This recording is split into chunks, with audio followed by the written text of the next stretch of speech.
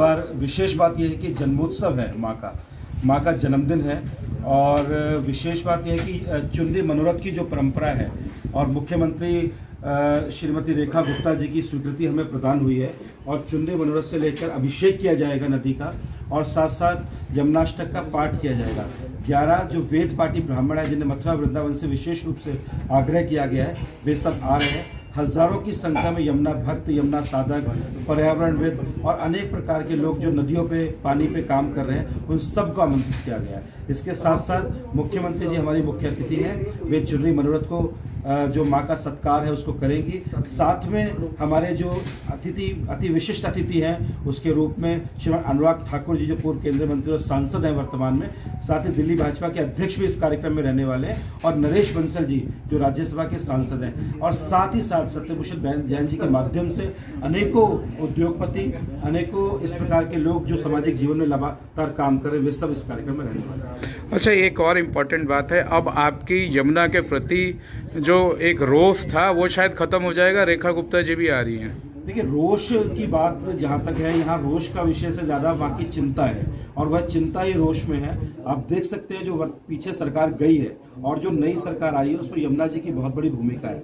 तो हमने वर्तमान सरकार से भी ये निवेदन भी किया है, हमने उनको डेलीगेशन के रूप में प्रार्थना भी किया है कि नदियों पे जो काम लगातार चलता आ रहा है उसकी स्पीडअप हो। और हम देख सकते हैं कि 8 तारीख को जब सरकार का गठन हुआ तो 13 तारीख को ही पीएम ने उन्हें मीटिंग कॉल करके आला अधिकारियों को निर्देश भी दिया कि कितनी क्वांटिटी में गंदगी आती है, कहाँ से आती है, उसका क्या विकल्प है, रिवर फ्रंटियर कैसे बनाया जा सकता है। तो हमें लगता है कि मशीनें भी लगाई गई हैं, गंदगी को निकाला भी गया है। तो महाआरती और जन्मोत्सव का कार्यक्रम सब उसी दिशा में एक प्रयास है। या रोष से ज़्यादा माँ की चिंता है और माँ के प्रति हमारी प्रेम और श्रद्धा का भाव है जो रोष से ज़्यादा इम्पोर्टेंट है। आप लोग यमुना आरती से जुड़े रहे, यमुना जी की सफाई से भी जुड़े रहे और एक वीडियो जो आया था कि यमुना के बारे में बात करके राजनीति नहीं की जा सकती है, उससे कोई माइलेज नहीं लिया जा सकता, आज शायद वो चरितार्थ हो गया। और शायद पॉलिटिक्स में ये भी जानना ज़रूरी है क्योंकि ये एक बहुत बड़ा अहम रोल अदा करता है। क्योंकि जब हमने पुजारियों से बात की थी तो उन्होंने कहा था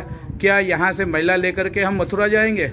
बिल्कुल ठीक बात आपने कही। देखिए, पॉलिटिक्स तो यमुना जी के नाम पे होनी भी नहीं चाहिए और यमुना जी कदापि भी हमारे लिए पॉलिटिक्स का विषय नहीं है। वे एक माँ के रूप में है और जिस प्रकार से माँ के प्रति बच्चों का भाव होता है, यमुना जी के प्रति निश्चित रूप से हमारा वही भाव है। आदरणीय, आपका क्या इस बड़े प्रोग्राम में क्या रोल रहेगा, क्या आपका संदेश है और क्या? मुख्य सलाहकार हूँ और ये जो काम कपिल जी और सारी टीम कर रही है बहुत अच्छा काम है और यमुना जी की सफाई होने। और देखो, आपको याद होगा जब सीएम ने वोट लेते ही सीधे पहले यमुना आरती करी जाके उन्होंने, तो ये यमुना जी के लिए बहुत बड़ा संदेश है, पूरी कैबिनेट को ले जाके करना। और अभी सफाई अभियान चालू भी हो गया और हम चाहते भी यही थे कि यमुना सुंदर होए। और जो हमारी जो बात चल रही है कि भाई चैनल की तरह जो इंग्लिश चैनल है थेम्स रिवर की तरह, अगर ये हो जाए उससे बढ़िया, क्योंकि दिल्ली का सौभाग्य रिवर फ्रंट भी हमारा बनने जा रहा है। जैसे अगर आप अहमदाबाद की बात कर रहे हैं तो वो भी हमारी प्लानिंग गवर्नमेंट की है। तो ये बहुत अच्छा काम हो रहा है और यमुना जी सुधरेगी। अब हमें विश्वास हो गया क्योंकि हम आप पहले दिन से ही देख रहे हो, शाम सफाई शुरू हो गई है। कपिल जी, ये प्रोग्राम कितना देर चलेगा और क्या क्या इसके मुख्य आकर्षण है? देखिए, जो हमने पब्लिक एट लार्ज को समय दिया है वे 3:30 बजे का समय है, परंतु मुझे लगता है कि ऑफिशियली जो कार्यक्रम आरंभ होगा हम 4 बजे से आरंभ करेंगे और 7 बजे तक ये कार्यक्रम चलेगा। इसमें विभिन्न प्रकार की सांस्कृतिक गतिविधियां हैं, बांसुरी वादन भी है और आपको जान के बहुत प्रसन्नता होगी कि जो अन्य धर्मावलंबी है, मतलब ये कोई केवल हम ऐसा नहीं कह सकते कि एक समुदाय या धर्म विशेष का कार्यक्रम है। बांसुरी वादन में अनेकों हमारे जो मुस्लिम परिवार हैं वो भी अपनी प्रस्तुति करने जा रहे हैं। बहुत बहुत धन्यवाद और शुभकामनाएं।